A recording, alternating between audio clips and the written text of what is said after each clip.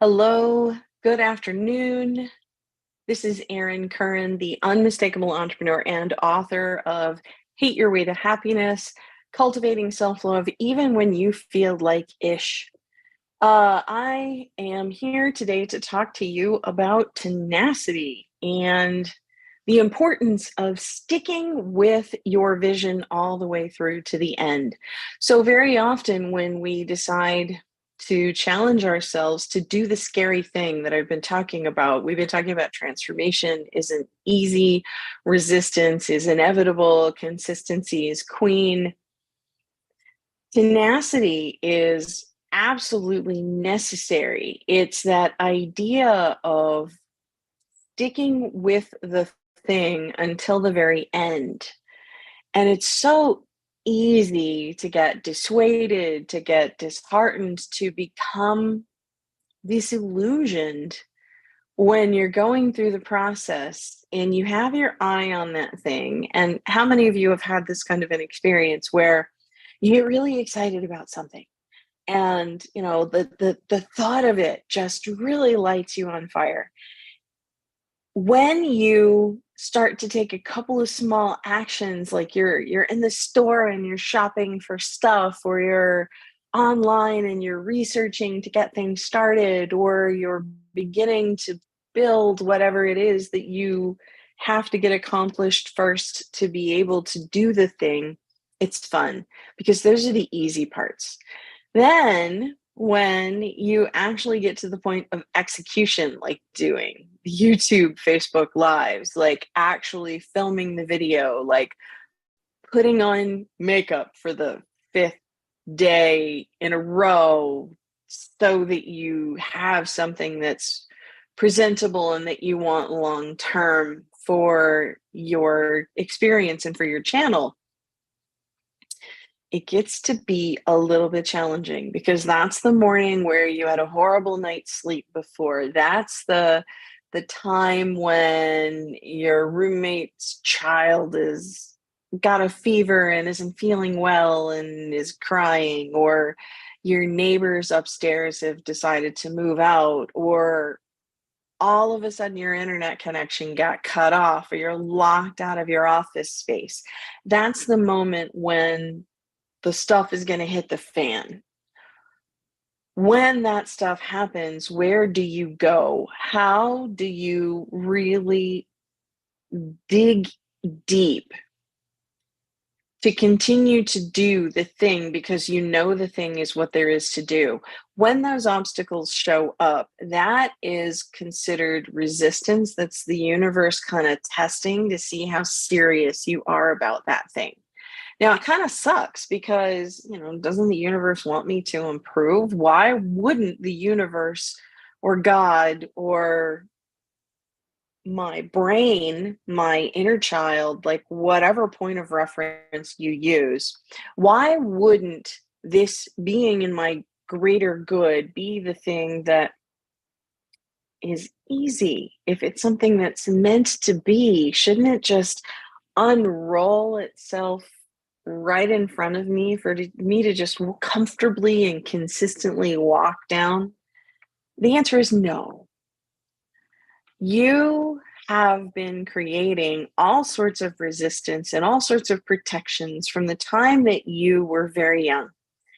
And those protections are designed to keep you from doing that stupid thing that you did. Now, it wasn't a stupid thing, but as a child, when you did or said something, there was a response or a reaction from your environment that you associated with that idea. And because of that association, you now think that anytime you decide to express yourself, to take time for yourself, to have an opinion, to do what is considered your dream, you're going to think twice before doing that. This is a mechanism that your brain has used to try and keep you safe and to do so efficiently. The problem is when you keep running at that wall, you keep testing the limits of that system. And if you don't understand that that's going on and you're not engaging in self care and you're not doing things to continue to compliment yourself for the small victories, if you're not acknowledging the ground that you've taken, if you aren't supporting yourself and reparenting essentially yourself through the process, that's how you begin to develop all sorts of anxiety, all sorts of really crunchy, icky feelings because you're going against yourself in a manner of speaking. You're striving for your own highest good, and there's another part of you that believes that your preservation, your protection is in your highest good, which, in a manner of speaking, it is. You don't want to get eaten by a bear today. But at the same time, you want to be able to step outside of your comfort zone and do something that pushes the limits, that gets you a little bit closer to that goal, to do the scary thing, to yeah, push your boundaries, to expand. That really takes tenacity. That takes a commitment, and it's steady a slow, steady, measured movement in the direction of what you say you want. If you try to rip off the Band-Aid and just go running for it, it's gonna be, have you ever seen a dog that's on a leash and it just starts to tear off and then it hits the end of the leash and gets jerked back? That's painful. You don't wanna do that. It's not gonna be successful, and what it's going to do is give you one of those "I told you so" kind of moments. See, we're out to protect you. We're doing what's best for you. It hurts when you go over there. Stop that. So you don't want to keep cementing that stuff in place. Tenacity is more of a slow burn. It's strength like water as opposed to strength like fire. Fire just comes in and consumes quickly and then dies down. The strength of a river to be able to carve out canyons, that's the power of tenacity, the power of persistence, the power of longer term commitment. So, what I'd like you to take on, to consider, first of all, can you think of times in your life where you have had that tenacity, where you really have gone the distance? You've taken yourself beyond what you knew was possible. Think about how you behaved. What structures did you have in place? Did you have rewards in place? Did you have community around you? Did you have a buddy system or a coach? How were you able to keep going even when you were starting to get little signs and little things like stuff's not quite going right? I want to grab my toys and run out the door right now because I don't like this. I'm scared it's not going to work out. When have you had that where you've turned around? When have you had it that you've ignored it and walked through? Take a look at those times in your life where you've gotten what you wanted, where you have given up on what you wanted. Take a look around you at the people that you admire. How do they move through their lives? Maybe it's time to sit down, take them to coffee, find out. Like, I really admire the fact that you accomplished this in your life. And I just want to ask you, how easy was that?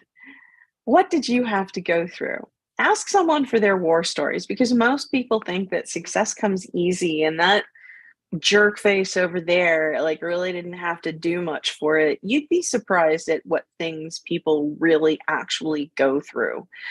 It might look like they've got everything together, but the reality is they're paddling like mad under the water, some people more than others. So, have some compassion for your fellow travelers. Take a look at what's going on around you. Where is it time for you to take some care of yourself, to create some structures to support yourself? Continue moving on with these small goals that you create for yourself.